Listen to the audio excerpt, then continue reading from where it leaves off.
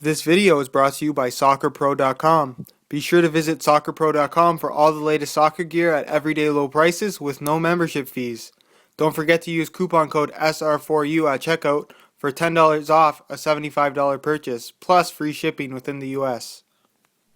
Hey guys, Josh from SoccerReviewsForYou.com, bringing you an unboxing plus on-feed video of the Adidas F30 miCoach in leather. For those of you that don't know, the F30 is going to be offered in two upper variations this time around, just like the F50, so you can get the leather model or the synthetic model. Obviously today I have the leather one.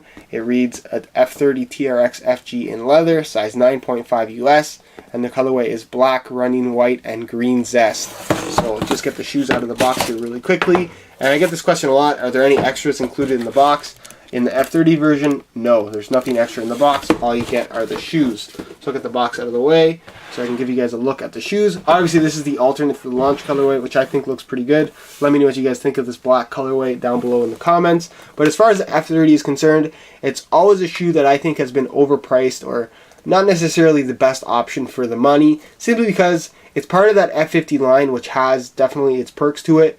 And the main reason why the F50, or the Adi Zero, if you will, has gotten so popular is because it's very, very lightweight. Ever since its release in 2010, it's always been one of the lightest shoes on the market, whereas the takedown models in that series have never actually been lightweight at all. For example, this particular shoe has a listed weight of 9.8 ounces, which is not light at all. It's 10-ounce mark. That's pretty much average weight for a soccer shoe. I'm actually going to throw it on the scale a little bit later in this video, so if you want to stay tuned to that, see the exact weight of this guy, definitely stick around because it's going to be interesting. But 9.8 ounces, if the F50 was, the top end F50 was anywhere near that 10-ounce mark, no one would care about it at all. So just keep that in mind. If you're buying a takedown model in this particular series because you want a really lightweight shoe, you're not going to get it from an F30, you're not going to get it from an F10 or an F5 even.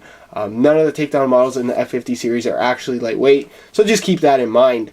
As far as branding on the shoe is concerned, you're going to have the F50 logo on the outside of the shoe and nothing on the inside, just like the F50 would have. And the only F30 branding is going to be on the top of the tongue, and that's really the only place on the shoe that actually says F30. So as far as the upper is concerned, like I said, this is the first leather version of the F30 that we've ever seen, and Adidas made an interesting choice in choosing to use the exact same upper as the F50. So I'm not sure that I like that. That kind of, to me, why does the takedown model have the exact same upper as the top end model? Somewhat unusual, but anyways, the F30 has the exact same Golio calfskin upper, and it's the exact same kind of shape as well. You can see it has that cutoff right here on the outside of the shoe, goes all the way around, and then cuts off at the same point on the instep as well. Exact same quality. The only difference I can tell is the actual shape of the shoe, and that could be down to just the sole plate and the overall different kind of base for this particular shoe, but we'll see how it does fit in the on-feet portion of this video. But the leather quality and the overall build of the shoe feels exactly the same as the leather F50, so just keep that in mind. The tongue may be a little bit different as well, but I could be wrong, but that's just what I can tell from first impressions. Of course, the Adidas stripes are stitched on as well, just like the F50 in this kind of these synthetic strips, so that's kind of an interesting choice by Adidas as well. And then as far as the synthetic heel area, synthetic material itself is not nearly as nice of a quality as it would be on the F50 model, so just keep that in mind. And then of course, as far as an external heel counter is concerned, there isn't actually one on the F30. They basically just put this white strip so it looks like an external heel counter. As far as padding or heel liner is concerned, you have a lot more padding in the F30 version of the shoe, and like I said, there's just tons of extra padding here. It's a synthetic leather liner, and as far as the insole is concerned, it's non-removable except for the left shoe, where you can actually remove the back half of the insole, so you can slot in your miCoach chip if you do have that, because these shoes are miCoach compatible, as are most of the new Adidas products. As far as the sole plate is concerned, it uses a TPU sole plate and stud pattern just like you would get from pretty much all of the other prior F30 models. It's not like the sprint frame at all. That's really what makes the F50 really, really light, whereas this shoe just has a TPU plastic. It's pretty thick, it's flexible enough, but it feels somewhat bulky. It's not at all lightweight, like I said. And the stud pattern itself is pretty much identical as well, but the studs do seem to be a little bit shorter. So we'll soon see how that plays into the overall responsiveness and overall feel of this particular shoe. But in terms of performance of the stud pattern, it should be identical to the F50 model. So just keep that in mind.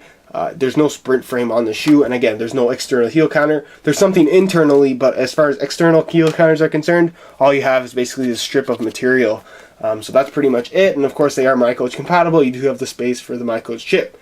And other than that, that's pretty much it for the unboxing portion, and we'll move on to the weigh-in. When it comes to weight, especially when you're buying into a speed boot line of shoes, that's kind of one of the most important things. You're buying that ultra lightweight feel. But when it comes to the takedown models in the F50 line, like I was talking about, they're not actually lightweight, and this F30 is no different. In hand, they don't really feel lightweight at all. And I'm going to throw it on the scale for you guys in real time so you can see exactly what it weighs. Keep in mind this is a brand new pair in a size 9.5 US with a listed weight for this shoe of 9.8 ounces. So I'll throw that on the scale, and it weighs in at 10.3 ounces. So it's half an ounce above the listed weight, which is not a lot. That was to be expected. They probably weighed in like a size 7 or something like that, a smaller size. But just keep that in mind. 10 ounces is not by any means a lightweight shoe. No one's going to be buying that as a speed boot. So just keep that in mind if you are looking at any of the takedown models in the F50 series of shoes. That's pretty much it for the weigh-in portion, and I'll give you a look at them on feet.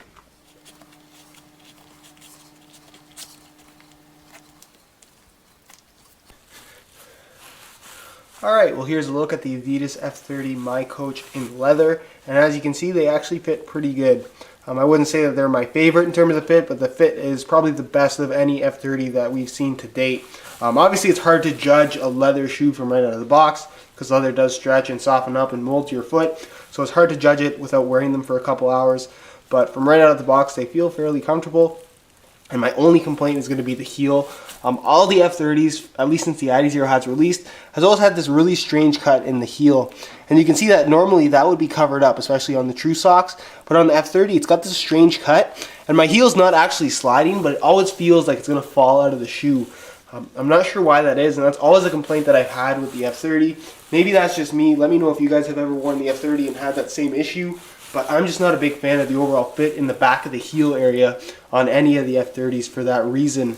Lots of padding, which is good. It feels comfortable, but it always feels like my heel is falling out of the shoe. It never sits there and is never locked down in the shoe. As far as the fit in the forefoot is concerned, like I said, it's a leather shoe, so it's going to stretch, and they fit pretty comfortably. They're not an overly wide shoe, to be completely honest, especially through the midfoot, but there is plenty of room in the toe box and forefoot area as far as width is concerned.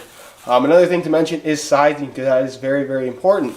Obviously, I'm wearing a size 9.5 US as opposed to my usual size 9 US, and the reason for that is because someone told me that they do fit a half size small, and that is definitely the case here. I'm wearing a size 9.5, and the fit in the length is absolutely perfect. So if you are looking to order a pair of these for yourself, definitely go up half a size to get the best possible fit. But that's pretty much it as far as the on-feet portion of this video, and I'll leave you to my final thoughts. Alright guys, well that's it for my unboxing of the Adidas F30 miCoach in leather. As you can see, it was an interesting release from Adidas, especially considering they put the exact same leather upper as the F50 model on the F30. Just keep in mind that the fit is a lot different on the F30, and the overall weight of the shoe is a lot different as well. The F30 is by no means a lightweight soccer shoe, so just keep that in mind. As far as the full review for this guy is concerned, I will have that up on my website in the next couple of weeks after I get a chance to wear these guys. So if you do want to see that full review, there will be a link in the description to the review page on my website. So go ahead and check that out if that does interest you.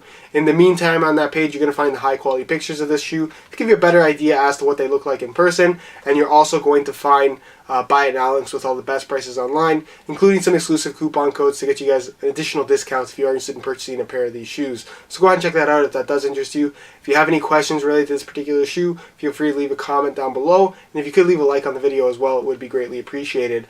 Other than that, guys, I hope you enjoyed the video. If you do want to see more daily videos as far as soccer equipment is concerned, feel free to hit that subscribe button if you haven't subscribed already. Other than that, guys, hope you enjoyed the video, and thanks for watching.